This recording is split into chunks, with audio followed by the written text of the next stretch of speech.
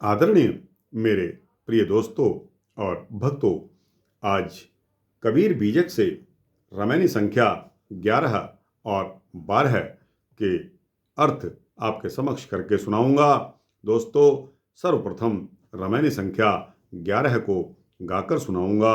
उसके पश्चात उसका अर्थ आपके समक्ष करूंगा। उसके पश्चात दोस्तों रामायणी संख्या 12 को आपके समक्ष गाकर सुनाऊंगा और फिर उसका भी अर्थ करूंगा। तो दोस्तों, यह वृत्तांत ज़्यादा से ज़्यादा 15-20 मिनट का होने वाला है। आपको बहुत ही मज़ा आएगा। दोस्तों, इस रामायणी में यानी कि रामायणी संख्या 11 में कबीर साहब ने हम लोगों को, भ्रमित होते हुए जीवों को इस तरह डांट कर, फटकार कर कहा है कि तुम भ्रमित होकर मुक्ति से दूर मत जाओ। जिस प्रकार आपको इस रामायणी में सबक मिलता है, लेसन मिलता है, सीख मिलती है, उसके अनुसार काम करो, आपका मोक्ष निश्चित होगा। तो दोस्तों, आइए पहले इस रामायणी संख्या 11 का गायन आपके समक्ष कर रहा हूँ। उसके पश्चात अर्थ आपके समक्ष करूँगा। दोस्तों, आंधर गुष्टि सृष्टि भई बौरी, तीन लोक में लागी ठगोरी। आंधर गुष्टि सृष्टि भई बौरी, तीन लोक में लागी ठगोरी। अर्थात आंधर गुष्टि कहते हैं विवेकहीनों की जमात, यानी कि संसार के भ्रमित लोग जो भक्ति में पागल हो रहे हैं। तीनों लोकों के जीव इस भ्रमित भक्ति में ठगे जा रहे हैं, यानी कि उनको भक्ति का फल नहीं मिलने वाला। ब्रह्मा ठगो नाग संहारी, देवन सहित ठगो त्रिपुरारी। ब्रह्मा ठगो नाग संहारी, देवन सहित ठगो त्रिपुरारी। अर्थात इसी अंधविश्वास में भ्रमित भक्ति में ब्रह्मा जी ठगे गए, नाग ठगे गए, देवताओं सहित त्रिपुरारी यानी कि शंकर जी भी ठगे गए।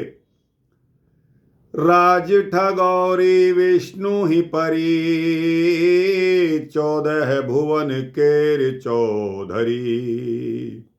राज ठगौरी विष्णु ही परी, 14 भुवन केर चौधरी। अर्थात 14 भवनों के ठाकुर, जिनको चौधरी कहा जाता है, विष्णु भगवान को राजकाज संभालने की जिम्मेदारी देकर ठगा गया।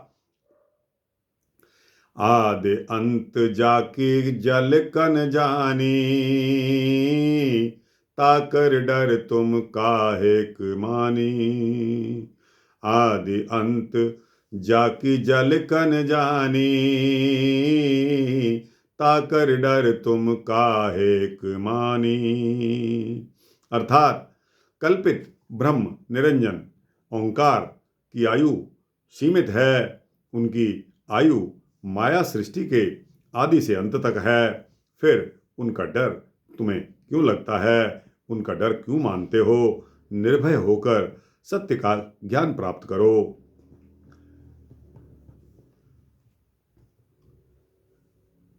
वै उतंग तुम जाति पतंगा,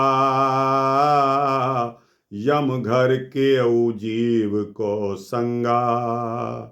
वै उतंग तुम जाति पतंगा, यम घर की जीव को संगा। अर्थात ज्योति निरंजन की भक्ति ऊंची दीप शिखा की तरह है। भक्तगण उस ज्योति में प्रेम से जलकर मरने वाले पतंगे की तरह हैं। अब आइए छठी पंक्ति का। नीम कीट जस नीम प्यारा, विष को अमृत कहत गंवारा। नीम कीट जस नीम प्यारा, विष को अमृत कहत गंवारा। अर्थात नीम के कीड़े को कड़वा नीम ही प्यारा लगता है। उसी तरह जो गंवार होते हैं, गंवार भक्तों को काल पुरुष की भक्ति प्यारी लगती है। वे लोग उसी भक्ति में निमग्न रहते हैं। वे विष को ही अमृत समझते हैं। विष के संग कवन गुण होए, किंचित लाभ मूल गौ खोई। विष के संग कवन गुण होए, किंचित लाभ मूल गौ खोई। अर्थात विष समान विषय भोगों में लगे रहने वाले मनुष्यों का भला किस प्रकार हो सकता है। उसे क्षणिक सुख का लाभ हो सकता है, परंतु विषय भोग भोगने के अभ्यासी जिनको आदत पड़ जाती है, लोगों का मूलधन मुक्ति मार्ग छूट जाता है। इसके पश्चात अगली पंक्ति आती है। विष अमृत गऊ एक सानी, जिन जाना तिन विष कै मानी। विष अमृत गऊ एक सानी, जिन जाना तिन विष कै मानी। अर्थात भ्रमित भक्त विष और अमृत को एक सा मान लेते हैं तथा विष को ही अमृत कहते हैं। अज्ञानी जन बुरा को भी भला मान लेते हैं। जिन सद्गुरु सद्भक्तों को सद्भक्ति की वास्तविक परख हो जाती है, वे भ्रमित भक्ति को भ्रम ही मानते हैं। तो दोस्तों, भ्रमित भक्ति में आपको मोक्ष मिलने वाला नहीं है। कहा भय नर सुध बेसुधा, बिन परिचय जग मूढ़ न बूझा। कहा भय नर सुध बेसुधा, बिन परिचय जग मूढ़ न बूझा। अर्थात सद्गुरु कहते हैं कि हे चेतन मानव, आपकी चेतना के अनुसार तुम चेतन हंस स्वरूप में थे। माया के धोखे में अपनी सुध बुद्धि खोकर क्यों बेसुध बन रहे हो। सतगुरु की टकसार वाणी से परिचय नहीं हुआ, अतः तुम भव सागर में डुबकी लगा रहे हो। संसार के लोग सत्य को नहीं समझे, वे मूढ़ बने हुए हैं। इसके पश्चात अगली पंक्ति और आखिरी पंक्ति आती है। मति के हीन कौन गुण कर कहई, लालच लागे आशा रहई। मति के हीन कौन गुण कहई, लालच लागे आशा रहई। अर्थात इन बेसुध मति हीनों को सद्भक्ति और सद्गुण की बात कौन कहे। सद्भक्ति और सद्गुण लोग भ्रमित भक्ति से मुक्ति की जो आशा करते हैं, वे इसी लालच में हैं। दोस्तों, इसके पश्चात 2 लाइनों की साखी आती है जो आपके समक्ष रख रहा हूं। मुआ है मर जाहुगे, मुए की बाजी ढोल। मुआ है मर जाहुगे, मुए की बाजी ढोल। सपन सने ही जग भया, सहदानी रही गो बोल। सपन सने ही जग भया, सहदानी रही गौ बोल। अर्थात जगत के लोग जन्म मरण के क्रम में मरते रहे हैं और इसी प्रकार मरते रहेंगे। यह बात मैं स्पष्ट रूप से ढोल बजा बजा कर कह रहा हूँ कि उन लोगों को भ्रमित भक्ति में अंधविश्वासी बनकर स्नेह लगाना सपने के बराबर है।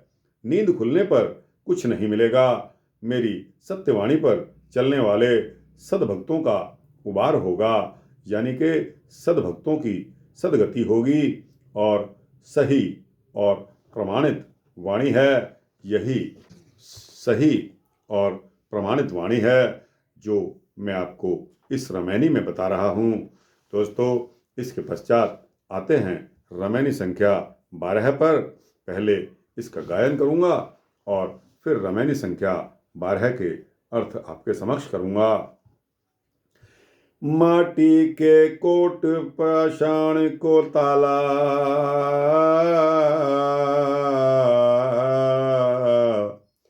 माटी के कोट पाषाण को ताला, सोई वन सोई रखवाला। माटी के कोट पाषाण को ताला, सोई वन सोई रखवाला। सोवन देखत जीव डेराना, ब्राह्मण वैष्णव एक जाना। सोवन देख जीव डेराना, ब्राह्मण वैष्णव एक जाना। ज्यों किसान किसानी करई, उपजै खेत बीज नहीं परई। जो किसान किसानी करई, उपजै खेत बीज नहीं परई।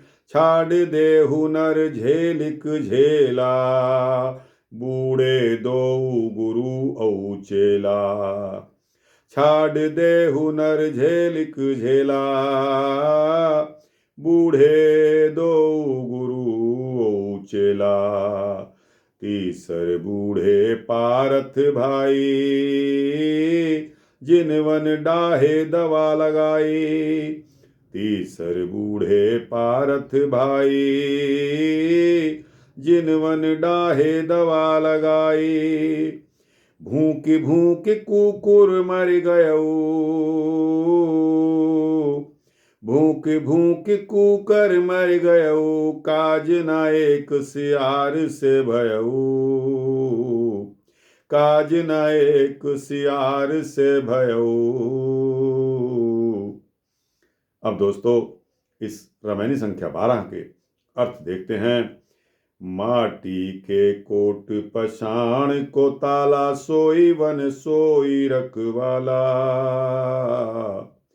कोट कहा जाता है किले को, और पाषाण तो आपको पता है पत्थर को कहा जाता है। सोई के यानी कि उसी का, वन का मतलब वाणी, जात, बीज मतलब सार शब्द, और झेलिक झेला का मतलब झमेला होता है, यानी कि क्या झगड़ा पाल लिया है। तो दोस्तों, माटी के कोट पाषाण को ताला, सोई वन सोई रखवाला। अर्थात मानव शरीर मिट्टी का किला के रूप में है।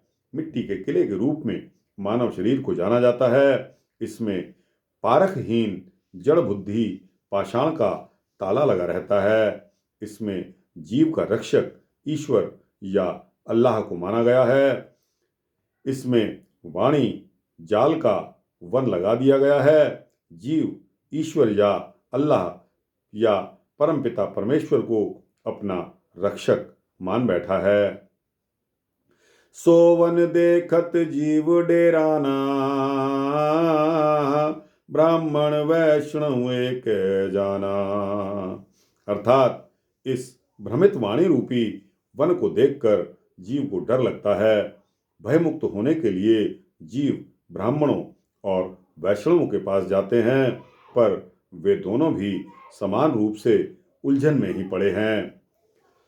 ज्यों किसान किसानी करई, उपजै खेत बीज नहीं परई। ज्यों किसान किसानी करई, उपजै खेत बीज नहीं परई। जो किसान किसानी करई, उपजै खेत बीज नहीं परई।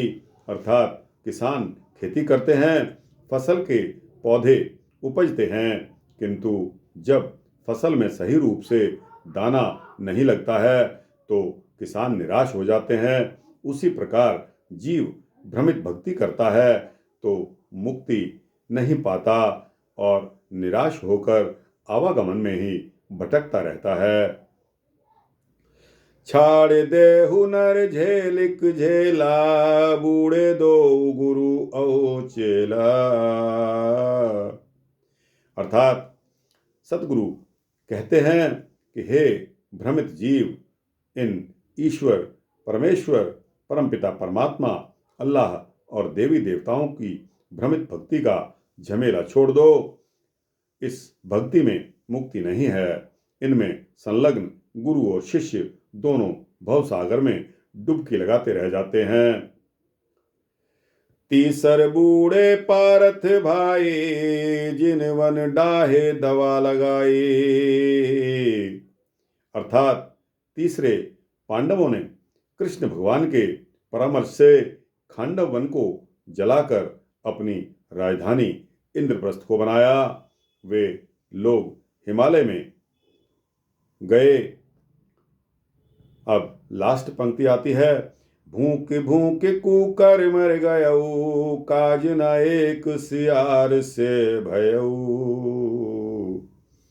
अर्थात एक कुत्ता जो दूसरे कुत्ते को देखकर उसका विरोध में भौंकने लगता है। एक सियार की बोली सुनकर अन्य सियार भी बोलने लगते हैं। उसी प्रकार कुछ लोग एक दूसरे धर्मों की वाणी का विरोध करते हैं और कुछ अन्य भक्त देखो देखी भ्रमित वाणी में संलग्न हो जाते हैं। इन सभी तरह के भक्तों के यानी कि इन सभी तरह के भक्त भवबंधन में पड़ जाते हैं। भवबंधन में किसी की भक्ति का कार्य सिद्ध नहीं हो पाता। दोस्तों, इसके पश्चात 2 लाइन की साखी आती है जिसको गाकर सुनाता हूं और अर्थ करूंगा। मूस बिलाई एक संग, कैसे कहु कैसे रह जाए। अचरज एक देखो संतो, हस्ती सिंह ही खाए। मूस बिलाई एक संग, कहु कैसे रही जाए। अचरज एक देखो हो संतो, हस्ती सिंह ही खाए। सदगुरु कबीर साहब यहाँ बताते हैं कि हे संतो, कहो तो भला चूहा और बिल्ली एक साथ कैसे रह सकते हैं। अर्थात जीव काल पुरुष की भक्ति पर अमर कैसे हो जाएगा। हे संत जनों, एक आश्चर्य देख रहा हूं कि हाथी सिंह को खा रहा है। अर्थात सिंह समान चेतन और सबल जीव को उसी का माना हुआ हाथी समान काल पुरुष उसे खाता चला जा रहा है। तो दोस्तों, कबीर साहब का इस रामायणी के माध्यम से हमें यही शिक्षा मिलती है कि हम भ्रमित ना हों और उस एक परम पिता परमेश्वर को ही वंदना करें, उसी को पूजें, उसी की अर्चना पूजा करके मोक्ष को प्राप्त करें। तो दोस्तों, यहाँ रामायणी संख्या 11 और 12 समाप्त होती हैं। दोस्तों, आपको कैसा लगा? अच्छा लगा हो तो इसको लाइक और शेयर करते हुए अपने दोस्तों, भक्तों, मित्रों, जिज्ञासुओं को अवश्य भेजना। कमेंट्स बॉक्स में जाकर कोई आपत्ति हो या कोई आपका प्रस्ताव हो तो ज़रूर कमेंट्स बॉक्स में लिखना। और दोस्तों, इस चैनल को सब्सक्राइब कर देंगे तो आपको इसी तरह के सूक्ष्म भक्ति वृत्तांत मिलते रहेंगे, ऐसा मेरा आश्वासन है। जय सद्गुरु कबीर साहब, जय श्री हरि विष्णु।